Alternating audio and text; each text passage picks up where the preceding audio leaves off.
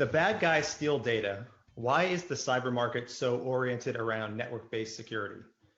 Storage systems hold 80 to 90% of an organization's data, and for the past 3 decades has been considered a utility infrastructure component in the trusted core that was impervious to outsider attacks.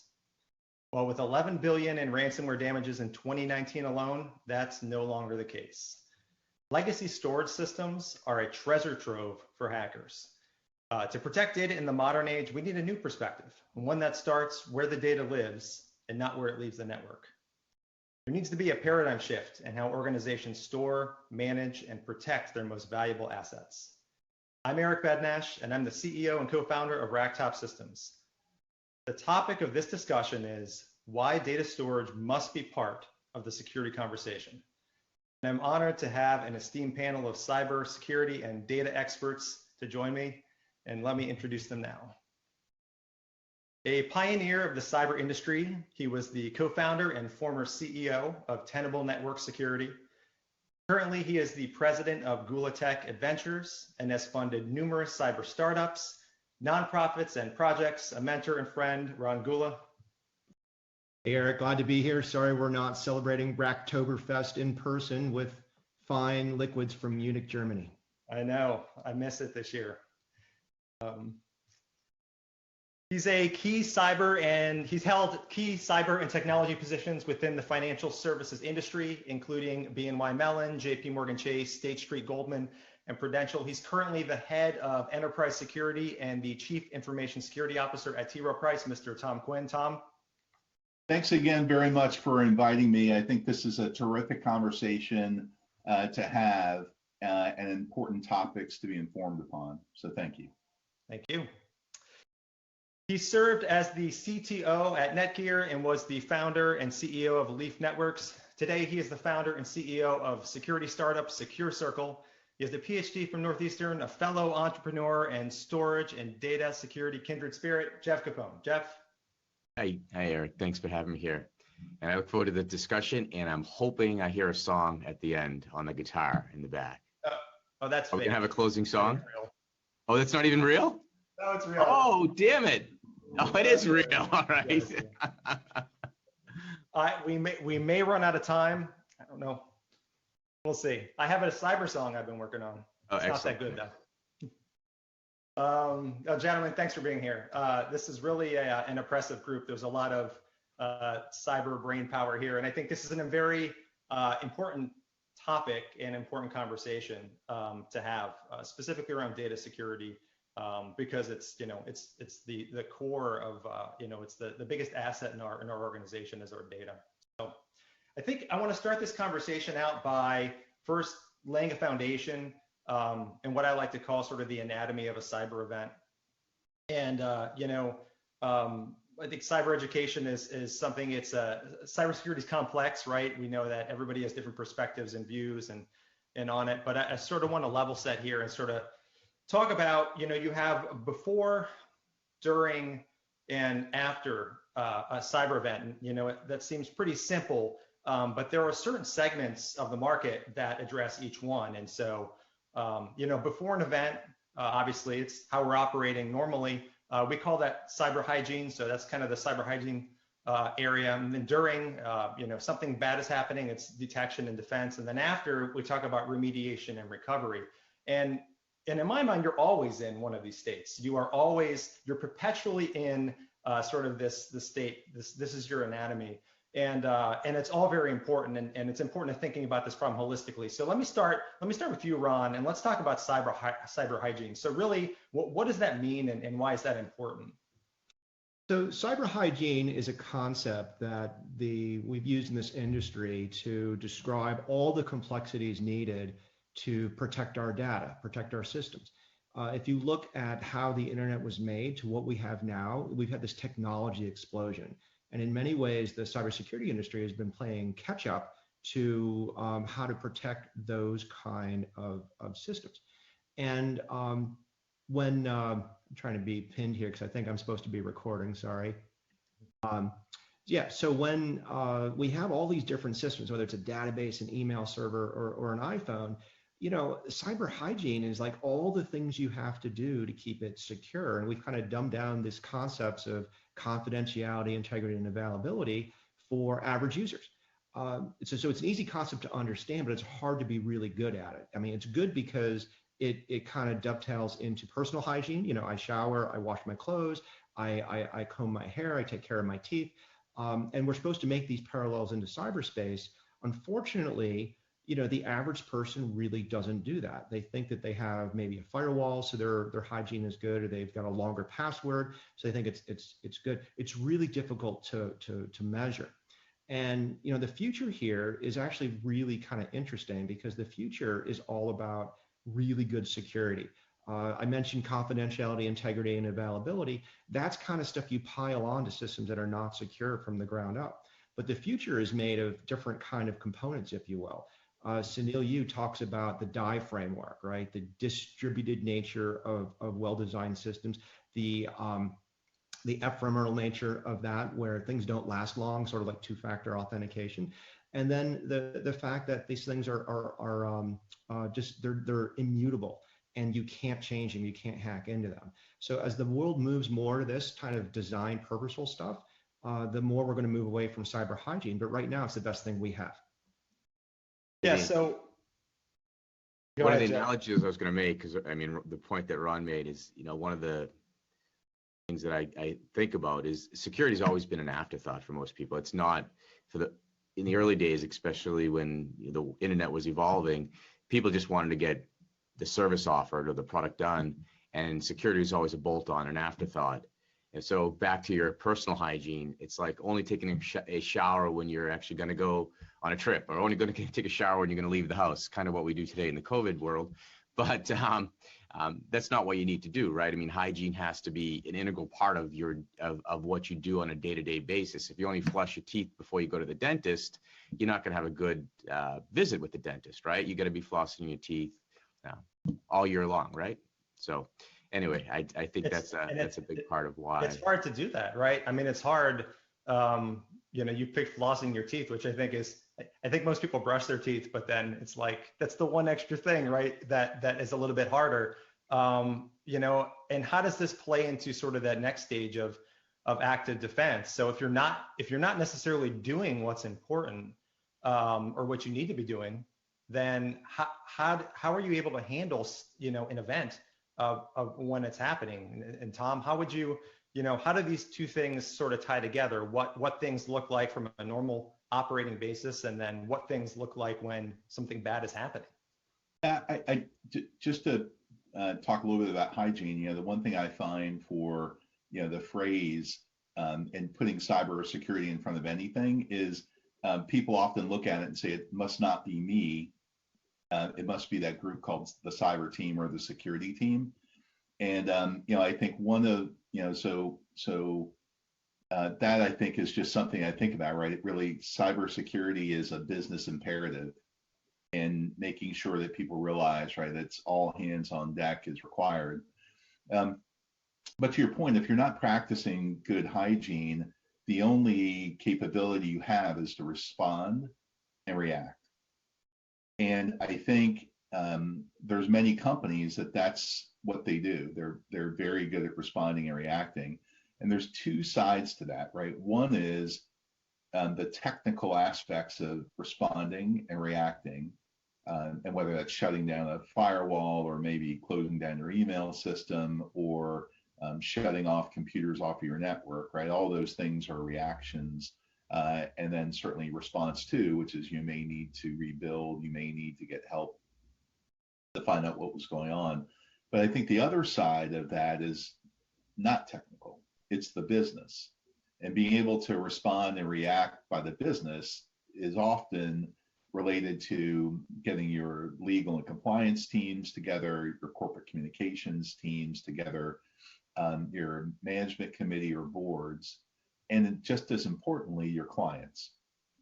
And I think that kind of response, that kind of reaction is critical to be prepared for and practice. So it's a holistic problem, really. It's not just a technology problem, right? I agree. Technology is digitizing the businesses that we're in. It's digitizing our lives. Almost everything, with the exception maybe of your guitar, depending on how new or old it is. Maybe it can make it play better. That's right. But has a computer in it. Yeah. And, you know, and when that's the case, the digitization of the lives that we live, the digitization of the services and components of our lives, you've got to realize that you have a role. Everyone has a role in doing this. Everyone needs to know, to some extent, what good looks like when buying and operating, a component in this digitized life that we lead. Ron, how does that sort of dovetail into the, when bad does happen?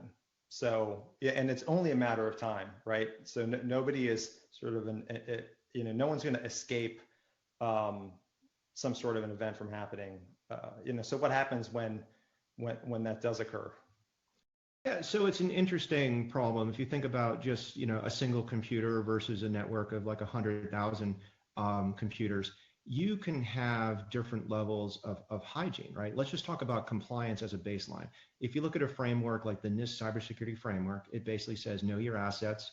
You got to protect those assets, right? Then even though they're protected, you still got to go looking for stuff that gets through, and then you have to respond and recover. Pretty straightforward. So the question is, well, how much do you need to spend on this stuff? What's the focus? And the theory is that, if you know your assets, if you don't know an asset, you're never going to see an attack on it. So that's a problem. And if you protect, you should be able to minimize the number of things that gets through. But if you actually have that framework out there, you can start doing some cool things like, is your framework set up to stop Iranian financial hackers? You can literally look at these things and say, these are the techniques they're using. This is the techniques we're stopping. So there's this relationship where you can actually stop that kind of stuff. And then finally, if you've ever done any basic incident response, I mean, you probably have a personal view here, like, do I have logs? Do I know what the attackers did or what they took? You get all that from compliance and basically cyber hygiene. So there's a relation here, and it's a good relation. Yeah, I think that's an important note, because someone steals your package and it's 10 years ago, you would never know. But today, most people have like a security camera on their front door, or they have a ring or something like that. And it's like, oh, let me just pull this up and see what happened. And it's actually knowing, and it's true, you don't want that event to occur, but you also, now you know exactly what occurred and how it occurred, and having that knowledge. So Eric, having just bought a video doorbell camera, one of the things I found, right, is as I was buying it is getting the camera is one thing. If you don't realize and scroll to the very bottom of the page, you may not realize that you need to turn on a service to capture the data over time, right? As Ron was saying, those logs of those events. So it's, in some cases, and sometimes when people think about going into the cloud may or may not be secure, I think that it is. You've got to realize that there's some things to turn on, some services maybe to buy, and it's not just secure by design. You've got to know what you're buying, and you've got to know what options that you have. Yeah, I mean, almost to that point too, Tom, it's the way I look at hygiene, whether it's personal hygiene or cyber hygiene, it's got to become a habit, right? And once hygiene becomes a habit, it becomes much easier, right? Once you're doing the right things as part of your routine, then honestly, it's like, if I didn't floss my teeth and I leave the house, I feel bad about it. Like, you start to feel guilty. You didn't do the things you're supposed to do once it becomes a habit, right? Well, I agree. So so the trick is, once things become a habit, things become easier. You become, like, over time, just time is your best ally once things become a habit, because things improve over time once you've adopted these routines that eventually become a habit in your organization, right? So, I mean, I think that's a big component of how to deal with cyber hygiene. Just chip away at it, make it a habit, and things will improve over time. In fact, I think compliance should just be a byproduct, right? You shouldn't scramble to come up with these compliance reports. Compliance should just be a byproduct of good hygiene. Yeah. So you've hit the nail on the head, and Ron's comments about logging and the like, I think we're spot on. Jeff, you raised a really good point as well about routine. In new environments, these kinds of concepts are being built in. And what I find is the legacy environments in many places, right? And by that, I just mean systems that may have been built 30 or 40, years ago, or even 10 years ago. The nature of compliance is forensics, right? It's a response. And if you haven't thought about that, every single component now needs to get reviewed for that audit capability. And you will find, right, a variety of capabilities in place. What needs to get turned on, what needs to get turned off, those things. And you're right, the time to find out about that is before something happens, but it is a routine, and you're exactly right, it's got to get practiced. Yeah, so this is good because I want to move on to the next topic here. And so it's routine, know your assets, and then framework and process. And so that sort of dovetails into the next thing I want to cover is zero trust, because it's a hot word. It's almost become a marketing term the way it's used in the industry. I've seen, if you Google zero trust, there's a lot of stuff about two-factor authentication, which is not, zero trust is a lot more than that. And it's really sort of an end-to-end architectural infrastructure blueprint for security. It's been around for a long time. I've spoken on this topic before, and we all sort of have different perspectives on this. There's zero trust network security, zero trust data security. And, the idea is really just, you need to protect end to end. And it's not just a technology, but it's a holistic view, a holistic approach. It's process, it's the tools, it's the people, it's understanding and knowledge. And so I just want to touch on that for a second, because I know that it's something that I get asked about a lot. And it's sort of one of those, terms that, is sort of branded within the security industry. So, zero trust, Ron, you have some thoughts on that? Yeah, so the zero trust industry, it's a marketing term. It's right up there with deep packet inspection and real-time compliance and that sort of thing, but it's a good thing. I talk about this in terms of the more things you can remove from having to trust, the better off you are. So like even the operating system, right? If I have a Microsoft operating system and I can replace that with a more secure, less complex operating system, like a hardened Google Chromebook, I have less things I need to trust in that, right? At the same time, if I let my users pop on the network and it's an open network and I have some sort of architecture to limit where they can go, I have less users I have to trust about going on my network.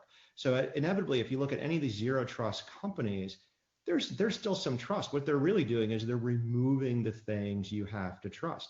And when you remove things you have to trust, you have less to defend, you have less to worry about, you have less complexity, and a lot better security. Yes, I echo Ron's comments. The simplification is a key thing. You can't be all things to everyone, and you can't be everywhere. And I think also too about the building example Ron gave and the network example. I think, what Corona response and work from home has shown is that businesses can be effective doing remote access. And when the way we think about that, or the way I think about that is, well, you've abstracted the building's network from the user interface that somebody has, and you've reduced the amount of surface, or the surface area, right, that you need to protect. So I think that some of our responses to the Corona crisis itself has actually proven out what Ron's just talked about, right? Which is simplify what's going on, simplify the environment, reduce the amount of things that you've got to protect. And when you protect them, spend all the money that you need to, focused investment on protecting those fewer things to the best of your ability. And I think it's key. And I just one other point about this too is most of those solutions have high fidelity audit capabilities in place, high fidelity hygiene capabilities in place too. So it's already baked into some of these products. But I agree, zero trust as a concept makes a lot of sense. And the way that Ron outlined it, and we've just talked through it, I think are the key components of simplification, and really focus on a narrow set of capabilities. Just to kind of jump on that point, I agree simplification is important because it's fewer things you have to trust. But when I think about trust or zero trust, that means don't trust. And if I don't trust anybody, if I don't trust someone, if I'm zero trust, I'm just never going to give them control. So it's all about how to maintain control while giving access. That's how I look at zero trust. How can I give someone access to something yet still maintain absolute control over what I've given them access to? So it's not giving them a device and maintaining control over that device, giving them a network path, maintaining control, absolute control over the network, giving them access to the data or an identity and maintaining control. So we're going to talk probably hopefully about conditional access as well. So, I mean, that's just another example how you're always maintaining control over someone's identity, right? Maintaining control, lastly, over the data. How can I give people data yet still maintain control over that data, right? So to me, zero trust is about absolute control. How can I have control over every piece of my environment, my digitized environment, so that I can always revoke access at any time because I have absolute control over the network, over the device, over the data. Yeah, but we can talk about this because we've all been in these worlds, right? We've been in the security world. We have backgrounds in intelligence, financial services, where these things are very important. But if you think about a lot of networks and INO folks and infrastructures, they were not built for that, or they weren't built on those foundational concepts, right? Think about the internet. It was built to share information openly, publicly, right? Not to secure and protect. We turned that into a whole market. We turned it into commerce, and we turned it into something that requires all of these stringent types of controls. And so now you go from networks, which, were designed in the 90s, right? When, you have all this open, that people were just happy to connect to each other, right? People were just happy to say, oh, my computers are all connected. This is great. To today, I think that kind of, that sort of created the environment we're at today. How do you think this is a total shift in thought process? And I think this is one of the reasons why it's hard for people to really grasp what this means. It's a total 360 for them. How do you think that we can actually make something like zero trust attainable when so much of our workforce, IT, business people across the board have sort of, grown up in an environment that's inherently not secure? So Eric, one thing I would just raise up is that I think most people believe that they're in a zero trust environment. It's like most people when I'll give an analogy, like most people when they buy a car assume it's safe. Mm-hmm. When they get in it, and sometimes they get in and they realize it's like, oops, there is no airbags, or oops, the brakes haven't been maintained or whatever. But there's an expectation of safety and soundness, and and flexibility and performance. And I think what people see often, right, is they see the flexibility, they see the performance, they see the capability, and experts like folks that are maybe watching this and practitioners, right, who do this every day, realize it's like, nope, it's a bit wide open in back of everything, and we're retrofitting these controls in place slowly but surely. And what winds up happening is when you put a control in place and it disrupts the flexibility or it disrupts the performance, that's where you get that incongruity, right? That's where people may start to realize it's like, well, maybe this isn't safe. Or if it's being done to you, like an attack, whether it's fraud, bank, online robbery, identity theft and stuff, you realize it's like, wait a minute, I'm not in a zero trust world. I'm not in this secure world like I thought I was. I'm actually, I bought something or I'm interacting with something that isn't what I would hope or expect it is. So I think in some cases it's expectations catching up with the facts patterns that we're in, and this gradual improvement that's been I think, been made over and over again. And some businesses, some industries, and some transactions are further ahead than others. But I think that it's a bit of an expectations issue that we need to catch up with, and certainly a technology issue as well. Just to jump in on that, 2 points, technology and zero trust. I think it's a perspective question that has to be asked first. So I don't think, so when you say zero trust, it's whose perspective. I think when it comes to an organization or enterprise, it's enterprise needs to take the zero trust approach, not the end user. In fact, I should be able to find a way to implement zero trust because that's what I want, and I shouldn't rely on my users. Users shouldn't be, because they don't care.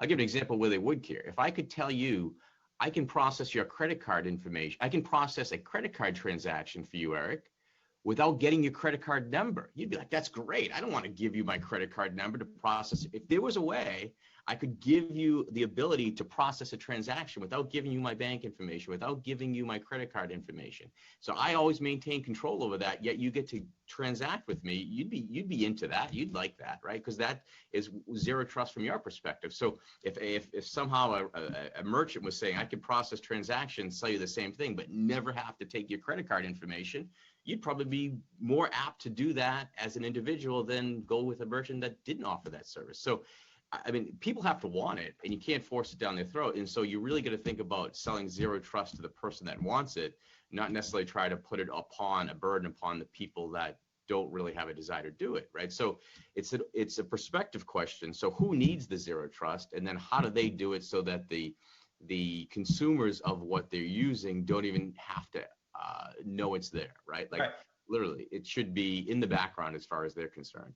As an organization, though, it's your responsibility to protect the data. So from not from a personal perspective, but let's say my company, it's my job to protect the assets of that organization, the intellectual property of that organization. And so while my individuals within my organization maybe don't care or aren't cognizant of it, it's still their responsibility, still everybody's responsibility to some level. I mean, I don't know, Ron, do we get there? Is there a point? You know, I've talked to a company that said, I make my end users sign the BAA, like, so, because they use BOID, I'm not going to put AV on it. I'm like, how are you going to pass the SOC audit? Well, I have them sign a BAA, like you have your end users sign it. I mean, right. I believe you have to get the users out of the equation. You know, as much training and everything else, if you truly want to achieve perfect zero trust, which might not be achievable, you got to get the user. I mean, the analogy I like to think about. Be transparent. Like, it's got to be transparent. So the analogy that I like to make, you can always bring these things back to the physical. We talked about flossing teeth. We could even talk about, let's just say, my door. Getting back to the analogy with the camera, I've used this analogy before, and I think it's spot on. I mean, I like to pretend I have a housekeeper, which I really don't, and he's supposed to come into my house every other Friday between 8 and noon. And before, I used to give him a key, and if I didn't like the job he was doing anymore, I'd have to change my lock because I gave him control when I gave him the key. Not only did I give him access, but I gave him control. And I hated changing my lock because I went through a new cleaner every 2 months or every 6 months. So I got smart, and I got a smart lock, and I used their face as the identity. And as long as they're doing what they're supposed to do, that person can come into my house between 8 and noon and thinks my door's unlocked, doesn't have to fumble with my key. My security shouldn't be his problem. He just wants to get in my house. And he should just get in my house. As long as he's doing what he's supposed to be doing and not going outside those rails, then it shouldn't be his problem. My security shouldn't be my housekeeper's problem. He should just come in my house. And as long as he's doing the right thing, he should say, no, geez, he leaves his door unlocked all the time. But in reality, I'm zero trust. That damn door's locked all the time, right? Yet, so I was able to lock my door 100% of the time, give up access without giving control. What if you leave wads of cash on the dining room table? Then what? Well, then we can talk about how we then secure the assets in the house, right? But let's just talk about the front door first. Then we can talk about how we make sure whatever gets taken out of the house still maintains persistent control, right? That's the next part of the problem. Yeah. Ron, is this attainable, you think? And how? And if it is, like, when do we think the shift will start to happen, where this becomes sort of part of the natural motion within an organization? So the shift is already happening, right? So 5-10 years ago, centralized Active Directory authentication kind of happened, where we're going to put instead of having 100 different app authentication things, we're going to centralize that into a domain. And that's one type of zero trust. Then we added network stuff on top of that, different types of NACs, for example, so I can't go to or only place I'm supposed to go to.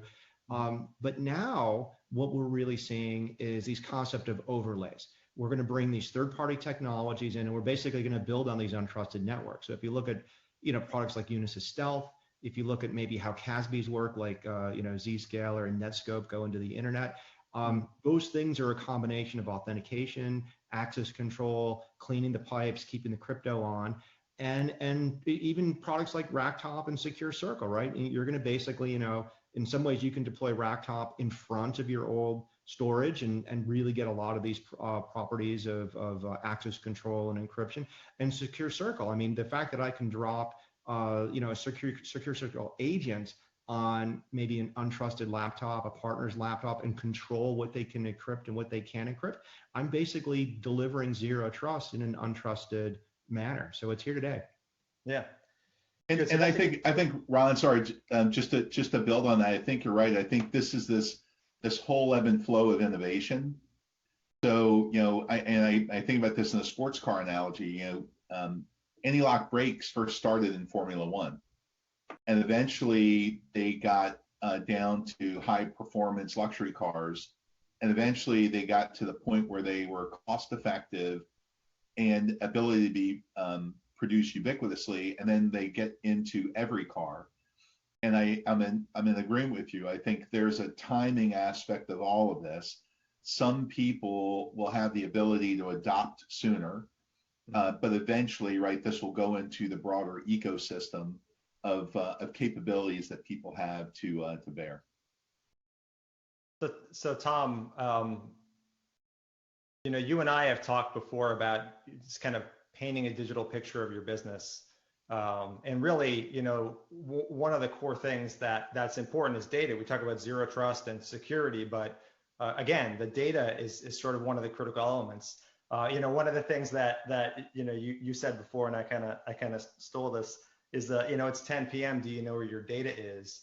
And so let's just talk about the data aspect, or the metadata, or just the understanding of your data. Sort of how does that, so from your position, how does knowing more about your data actually help you as an organization, as a leader, communicate to your board, communicate to your customers, and ultimately implement something like a zero trust type model? I think it's critical to make sure that you have inventories, high fidelity inventories in the environment, and whether it's knowing what servers you have or desktops, the software that's on them, or the data, I think it's key. And then, with good inventories, right, then you have the ability to manage them. So I think at a basic principle level, inventories are critical. They allow you then to manage, apply policies right to them as you manage them. So for data in particular, one thing I believe, right, is data is the oxygen for the business. And without data, the business seizes up, right? Isn't able to breathe and able to do the things they need to do. So the goal for the business teams, right, is to get the right data at the right time in the right place, so that people can serve our clients or get the work done that we need to do inside. An approach that I've taken at a variety of companies is not to start off with blocking, or not to start off with necessarily data inventory, but to listen to see where the data is moving. And through the movement, the analysis of movement, and I think about this like communications analysis, comms analysis, people may be familiar with that concept. Connections don't happen randomly. So there is a motive, there is a reason why those connections are happening. And if you start to map out those connections, and I don't mean just network, right? It could be any protocol you want it to be, like SMTP or HTTP or any protocol. It's going to tell a story. And if you capture enough of them and you understand and analyze enough of them, you can start to paint a picture about what the business really is doing. And I think the key component is to do that basic research, that basic understanding, so that you eventually can get the business teams engaged in a way that they can tell you that the picture that you've drawn is right. Or just as importantly, the picture that you drawn is just needs a little bit of fine tuning. And that takes a lot of preparation. It's important to have almost a fully painted picture. And I'm looking at Jeff's background and seeing the photos of the pictures in back of there. But it's important to have a almost fully painted picture. And you can't do that if you don't know the business. So I think the other side about any, certainly cyber professional, any technology professional, it's imperative that you know the business, right? Help technology, and Ron mentioned a couple of products there, that many companies have deployed right in their environments. How they're deployed to solve business problems often is unique. How they're actually combinatorially connecting, right? As you assemble those components is unique. And then how people in different businesses use them is usually unique. That uniqueness is what needs to get brought forward. And what I find is if you can take a step closer to the business, show them what you have, and ask for feedback and iterate on that, you eventually get a high fidelity portrait of what's going on so that you can turn it over to the business. The goal isn't for the cybersecurity team to fix everything. I believe our goal in this particular case is to be able to show the business what's going on in the digitized world that they live in, so that they can then manage the environment. They can set the minimum expectations for these inventories. They can determine where the data should go. That's hard for a lot of organizations because they don't have the tools or the teams or the resources to necessarily do that. So how does an organization start down that path of building sort of the data inventory, right? Where do you even start? So the journey of 1,000 miles starts with one step, right? Yeah. So I think the good news is for most security professionals, right? Most security programs, they've got monitoring in place. They actually have telemetry in place. So my advice would be start with what you have. And most companies monitor email. And there's a lot of business that goes on in email. So my advice would be to pick one thing, pick something you already have access to the data, right, or insight into some amount of the data, right, the telemetry feed, and to mine that data. And a basic thing, I'll give you an example for email. Do you know how many email actually leave every day and come in every day? Just basic, in, out. And then and that may take time, by the way, right, to get all the logs in place and to get, maybe all you have is Excel spreadsheets, right, to kind of put stuff together, right? It may take time for you to build up the muscle memory to kind of do that, right? But once you can ask that one question, what's coming in and what's coming out, then maybe you could be like, oh, well, what's the breakdown by hour of the day? What is the breakdown by attachments? Do you have an attachment? Do you don't have an attachment? And as you start to be able to ask more questions and interrogate the data, eventually where you could get to is, what kind of information is the team on the third floor of the building, that we're in, that's, part of equities trading, what's 2 standard deviations difference for what they've done today and last month? Like you can't ask that question initially. You have to build up for it. And maybe another analogy is like math classes, right? You have to start with addition and subtraction. You then can move to algebra and trig. You then can move to calculus. But you've got to be able, you have to get those foundational steps, those foundational blocks in place, so that you can get to that ultimate goal. And I mean, so you would say it's in essence, it's an intelligence operation, and I have a background in intelligence, and Ron, you do as well. So how, it's really understanding the data, poring over it, analyzing it. Absolutely. When you are targeting somebody for either intelligence collection or military, offensive, whatever, you would need to understand how their business works, how their communications work, what the chain of command looks like, whether it's what they think it is or what it's real it is. And it's the same way here. What I like about what Tom's talking about is that, Eric, I've spoken with you how your RackTop customers can look at the logs and telemetry of all the terabytes of data that are out there. And Jeff, we've talked about the same thing, the audit trail that comes off of the SecureCircle product. Not only is it just understanding where the sensitive documents are and what's doing it really gives you insight into what those teams are doing. And and Tom's approach is different than each of your guys' approach. My thing is a lot of cybersecurity is very religious. People might be 100% Cisco shop. They might want to use open source. They might believe in agents. They might believe in network monitoring. I really don't care how you monitor it. Everybody should have this understanding of their business. Yeah, Jeff, so RackTop focuses on data where it lives, and you focus on data when it's in the hands of the end user and it goes out and is shared. And so you have this concept of we talked a little bit about access to that data and controlling access. And so,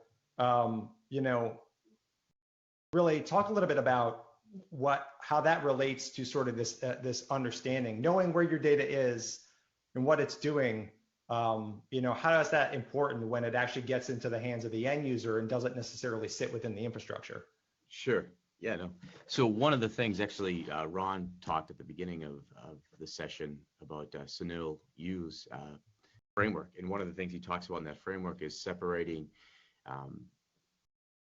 access from the substrate. So in substrate, what he means is really essentially the file system of the device. So how do we make controlling of the data independent of the substrate? And that's the important bit, and that's essentially what we do as well. So once you've given the user the data, it's no longer dependent upon controlling the device or controlling the file system to be able to control access. So you got to always, getting back to the zero trust, make sure that you have control of the data even after the end user gets it. Because if you don't, then you're trusting the users to do the right thing. And so today they might be a friend, tomorrow they might be an enemy. So we have to enable people to be able to have access without giving up control, and doing this in a way that is low cost, not financially, but low cost burden to the end users. I mean, the analogy I make, we're both storage guys, right? I used to build storage in the past. And I just think about backup, right? Like, why did we just back up? We didn't classify, we didn't discover what we wanted to back up on an input. We just backed up the whole thing. You know what? Because backup was cheap. I'll just back up everything. If protection and control is cheap, why not just protect and control everything?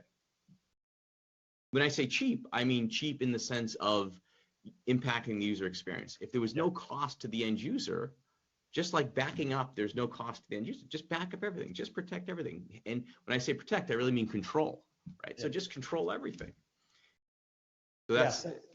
So if you think about it, like from my perspective, which would be the core of the data center, my product's perspective, we have control over the data. It's sitting in a nice little tidy system, and we can provide all this intelligence around it and tell you where your data is and what it's doing and how it's flowing and how it's interacting from this perspective, right? And incorporate into that bigger picture to really paint the picture that Tom talked about. But when it gets out of that confines, it gets a little bit more complex. And so let's talk a little bit about encryption then, because encryption's at play at a number of areas, and people sort of say, oh yeah, security is encryption. I'm encrypted, I'm done. But we all know that that's not really the case. And so what role does encryption now play, maybe in areas where you don't have the intelligence or you don't have the view, and that, sort of how does that play into a protection mechanism when it kind of goes beyond your site? Yeah, no, encryption is a means to an end, right? Like, why does anyone on this call encrypt data? They encrypt data to control access, right? So I encrypt something, maybe I password protect it so I can get it to you and not Ron, and I tell you the password. But once I've told you the password, I've given you control. Or once I've given you the key, I've given you control. So really, encryption is just a means for access control. But what you want to do is be able to give access without giving up that control. So really what I want to do is give you the data without giving you the ability to do whatever you want with it, right? I mean, I trust you now, but I might not trust you in the future, right? So how do I give you something and maintain control? Well, basically what I need to do is encrypt something without giving you the key and let you be able to use it for a period of time, getting back to the ephemeral notion that Ron brought up earlier, and allow you to use the data ephemerally, so to speak, right?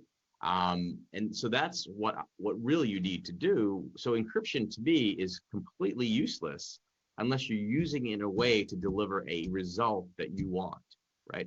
If I give you the key and if I encrypt everything on my storage device and put the keys in the same folder, why bother encrypting, right? I mean, what's the point? So I mean, I think it's almost comical when people talk about encryption as data must be encrypted at rest. What does that mean? Who cares? I mean, if it's encrypted, big deal. It's not delivering any value. What's the end result? We should be focused on what the end result is, not encryption. It's just a means to an end. Yeah, I always say key management is the hard part. Like encryption is the easy part. It's then managing the keys, and that goes back to access, right? It's goes just back to access, but do you want to rotate your key? Do you want to change your lock? There are better ways to do it. You don't have to change your lock every time you want to retract control, right? Yeah. And the general public doesn't really understand cryptography the same the way they might understand like healthcare or how a car works or how TVs work. Well, maybe not TVs these days, but you know, if you talk about the crypto custodians that we have in the DoD, that usually doesn't exist except maybe in the banking industry. If we talk about just basic, hey, can you email me the password? Or, you know, can you, a lot of people think of encryption as something that gets in the way of doing something because there's been poorly designed, you know, but secure systems out there. So this is where I think, you know, some of the things you've done at the bank, Tom, or the type of technologies in both in RackTop and SecureCircle can really make the scalability and management of the keys, the cryptography, and the ultimately the protection of the data much more accessible to our customers and users out there. Yeah, I think to someone's earlier comment about making it security and control transparent to the end user, I think is key.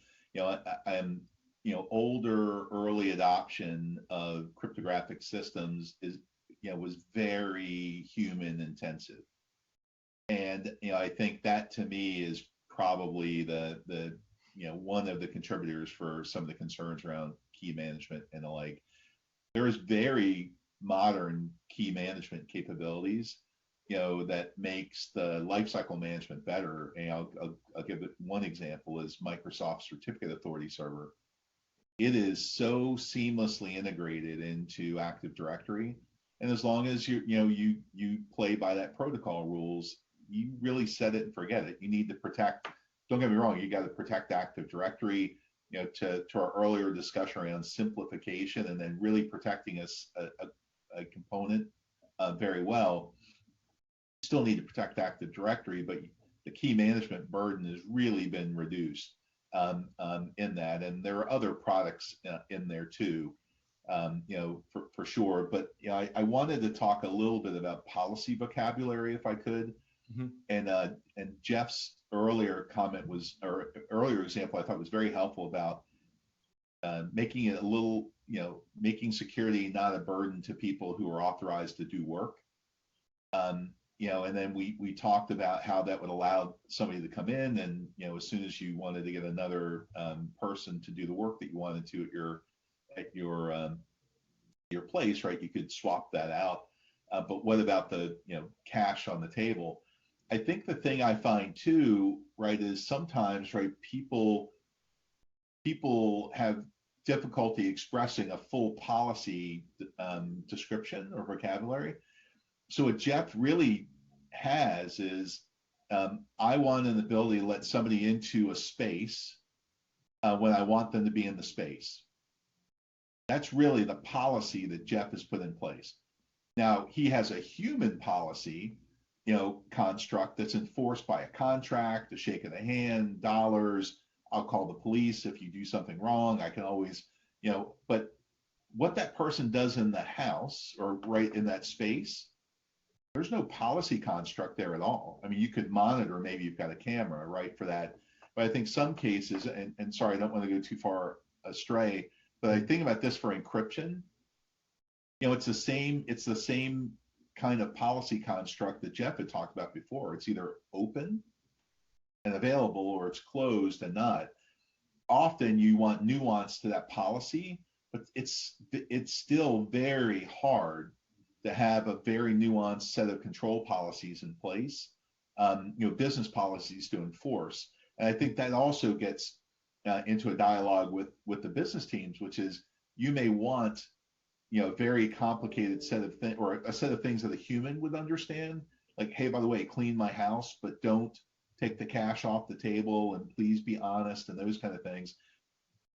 Expressing that in a computer, forget it, right? That's not what you get. And I think that's another thing for us to kind of think about as professionals, right? Do you really have a high fidelity way to express what the business outcome is into the technology that you have and the capabilities that we have? And sometimes it falls short. It's the nature of things, but talking to people about the differences and expectations for what we can do and can't do, I think is an important part of the dialogue. Yeah, so let's talk about the infrastructure and operations for a second, because whether we're talking about tools or policy, it ends up being implemented by somebody. And in a lot of organizations, the groups who are sort of establishing some of this policy, security, best practice are different groups from the folks who are actually implementing the infrastructure and doing the work and maybe even hold the budgets. And so you kind of have this constant battle where maybe they're not, they're probably already overburdened, right? You have your application users who are going to demand utility elements from them. And now you have security elements. How does this impact the INO teams, and how do they actually solve this problem when we're talking about implementing more policy, more technology, and sort of changing the paradigm and dynamic for how we operate? I think for a lot of organizations, you got to figure out how they got here. Did they buy a legacy storage vendor? Is there some sort of crypto solution that they use? I hardly find, boards and executives who kind of are driving crypto policy, as their goals for the year. So I think the real question is how did they get there? What kind of education do you need to give to senior leadership, senior business owners to understand the risks so they can prioritize it? I echo what Ron said. These are investment decisions to me at the end of the day, and they really are business imperatives that need to be done. And I think some of this is expectation setting as much as anything else. So the example of legacy storage, to I don't want to call it fix, right, but to maybe address some of the concerns. It's like, well, it's going to be need a set of business analysts to collect business requirements for how things are. You're going to need the inventory thing, an inventory tool. You're then going to need to redo all of the access control that you have in there, and on and on and on and on. Yeah. And I think what winds up happening, right, is that's a $10 million bill, right, to address that. And I think some people they'll hear that. It's like, wait a minute, didn't we just spend $1 million on storage for the past 20 years, and now you're asking for a whole bunch of money more? Yep. And the real story is, well, it really wasn't secure before. Yeah. And the real story was it really wasn't there to meet the needs that you have. And so how do you have both of those dialogues right together when people think that they've paid for? And I may have mentioned this before, right, about like, I think people think that they're operating in the zero trust environment already. And when you tell them, like, oh, by the way, no, you aren't.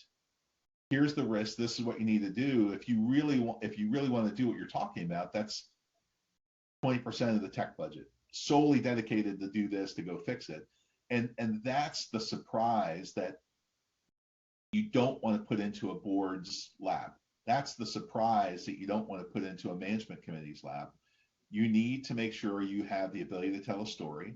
You need to be able to make sure, right, that you're providing a framing for this as well, that there's lots of parties involved in this too. And there's some things you can do on the margin, right? Here's 5 things that we're going to do right now to look to fix. However, if we really want to get where we need to go, this is really what we're talking about. This is the commitment to it. And again, for storage is also tied up into business process. So email is for sure, but there's so much business process knowledge that's embedded into, and workflow that's embedded into storage, that you've got to find a way to capture it. And we talked about protocols and email before. It's important to invest in that kind of capability too. That protocol needs to be evaluated. And if you don't have telemetry for it, and some security teams will, and maybe even some storage teams will, but if you don't have telemetry and the ability to start producing metrics from it, it's going to be a very challenging thing to turn something on or off when you don't know what the business impact will be. Right. So we're gonna run out of time here, and there's one, excuse me, last topic that I really want to touch on, and it dovetails right into this, and it's ransomware. And the reason I want to talk about this is because it's such a front page burning issue right now, and it's sort of the issue of the day. A year or 2 years from now, there'll be some other cyber issue that's sort of out there and on everybody's mind, maybe even bigger than this, but it's been very damaging to organizations. It costs multi-billions of dollars. I've read that attacks are up 35% since we've been in sort of this COVID lockdown. So clearly the bad guys aren't in quarantine, right? They're still out there doing bad things, and it's going to continue to get worse. And so I want to talk about what we've discussed today and how that dovetails into protecting from advanced threats like ransomware, which have an ability to very rapidly destroy data. And so, how does everything we discuss really help put an organization on the path to starting to really answer some of those problems? So, from my perspective, there's really 2 parts to ransomware. There's locking you out of your own data. I locked your data by encrypting it. You're not going to have access to it. Pay me money, so it's extortion. And cryptocurrency has enabled this business model for sure. If it wasn't for cryptocurrency, you wouldn't be able to extort people. Or you could try, but there would be a trail to the money, right? It's harder. So unless you took deposit cash off the countertop, and then there we go, right? And so that's one part of it. It's locking you out of your data, and obviously having proper backups can help reduce that component of it. But the other component of it is actually taking your data, which might have information in it, and threatening to expose that information to the public. And getting back to sort of zero trust, always having control. If you're truly protecting your data by default, if somebody takes your data and it's protected by default, they have nothing. They can basically encrypt encrypted data on your endpoint, but and potentially still block you out of it, but backup would solve that. But if they steal something that's already protected, already encrypted, what do they have? They don't have the ability, they don't have the control to decrypt what they took. So the second component of ransomware can be solved by always having control of everything, control by default. And you always have to know. I mean, this goes back to the intelligence part. We talked about intelligence and digital pictures and data inventory from almost from a hygiene perspective, right? So before, but from the active defense perspective, like if you know right now something is not normal, something that's occurring is not, is outside of the norm, you can take action. Now there's still going to be a lag, but do you want that lag to be 7 months or 9 months? No, you want it to be 5 minutes so that you can say, I need to stop and create, I want a coordinated response. And that's technology and it's people, but it's understanding what's actually going on. So that intelligence aspect is not just before and everything's okay. It's like, okay, stuff is actually happening. And now I need that data more than ever to stop the bleeding. Yeah, I think to your point is it's important to practice for that scenario. Yeah. Understanding the precursors required to have that occur is key, and then being able to have preventative, detective, responsive controls around that is important. And then knowing, what can even blocking it. And I think when you think about the anatomy of an attack, right, what can you do to maybe just stop an attack from being successful by turning off a component, right, or having a component fail. But I think knowledge of it is key, and then making sure, right, that you've thought through that fully in practice, right. And Ron, was talking a bunch about hygiene. To me, this is, another example of that. Do you really understand the files that are in your, do you have an inventory of your files? Yes, no. Inventory of versions? Yes, no. Inventory of privileged access? Yes, no. And then do you monitor their usage? And I think all too often, right, people kind of set it and forget it, right, which is, oh, sure, we have an inventory of all those things. But if you don't have an inventory of usage and telemetry about that, people can misuse identity, right? People can misuse access as well and steal that cash off the counter. And I think, what we're talking about is a level of telemetry and transparency that often, many organizations may not have invested in. And so you're right. It's, from a preventative, detective, and response perspective, you've got to be prepared for it. But the other side of it, technology aside, is business response. And I think it's critically important to make sure, right, that the business is aware that this could happen, and that the business, right, including our clients, we have a way to communicate to them about what we're doing and how we're reacting and responding to this. So again, business teams, communication teams, legal, and alike, teams within your organization need to be prepared for this. Ron, something bad happens and you're faced with paying a ransom and you don't have all this intelligence to understand what the risk really is. Do you pay the ransom?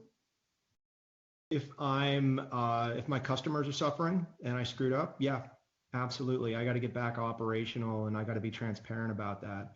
And but if I can afford to rebuild without funding terrorists and criminals and stuff like that, I would do it. But I don't think you can just say yes or no. Should we be funding these crypto ransomware folks or not? Yeah, it's a complex question, and I think clearly, if I were in that position, if I had an understanding of what the actual loss and damage was, it'd be a lot easier to make that decision versus being completely blind and not having that awareness and understanding. And so I think that sort of puts a bow on everything we talked about today with respect to data, security, and sort of this whole ecosystem, whether it be zero trust or whether it be, whatever stage you may be in sort of that anatomy. It's really about that understand. The more you know, right? The more you know, the more you can be prepared. Forewarned is forearmed. I mean, I can continue on and on. So I think that it's really having that understanding and knowledge of and really, what it comes down to address some of these modern issues that are really facing us today. So that's about it for time. We can talk forever on this. I know that it's an important topic, and I think it's something that's all very near and dear to really not just us, but I think a lot of organizations and others that I talk to. These are problems that they're struggling with, and hopefully we're able to provide some good insight to those watching today on that. And so as we were talking, there were some questions that came in. We'll get those answered offline, so no worries about that. And at the end of the day, really, it's all about the data, and that's really what we're here to protect. And that security and all of these frameworks and tools are really just a way of sort of encapsulating that into some sort of framework or process to make that possible. So, gentlemen, Thank you very much. I look forward to continuing this conversation. If anyone out there is interested in more information, you can follow Ron on Twitter at Ron Gula, or Jeff. Jeff, give me your Twitter again. SecureCircle is the Twitter handle. Yeah, I think it's just SecureCircle. Sorry about that. I should have had that at the top of my mind. We can just Google you. I'm sure, Sure. it'll pop up pretty quick. But that's the power of the internet, right? And if you want more information on RackTop and more of what we talked about today, you can go to www.racktopsystems.com. For Ron Gula, Tom, Quinn, Jeff Capone, we appreciate you all for joining us today. I'm Eric Bednash. Stay safe, stay secure, and protect your data. Thank you. Thank you.